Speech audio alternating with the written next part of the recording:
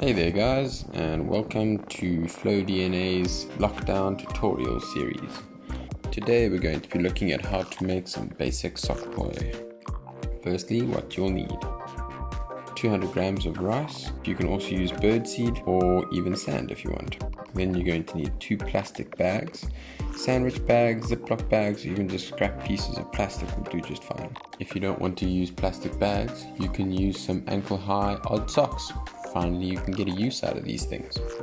Then you'll need some longer than ankle-high socks. The longer the better, because then you can vary your length options. And lastly, you'll need a measuring cup.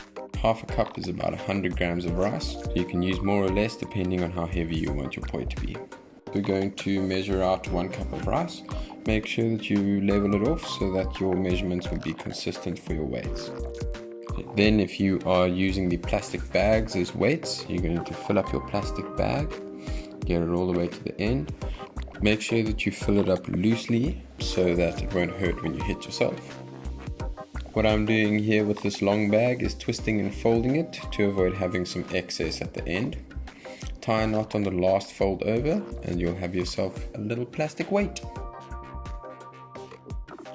If you're using odd socks, you can either use some ankle-high socks or some socks from a tiny human. Fill up the socks and get the rice to the toes, and then tie a knot. Remember that loose fill is preferred.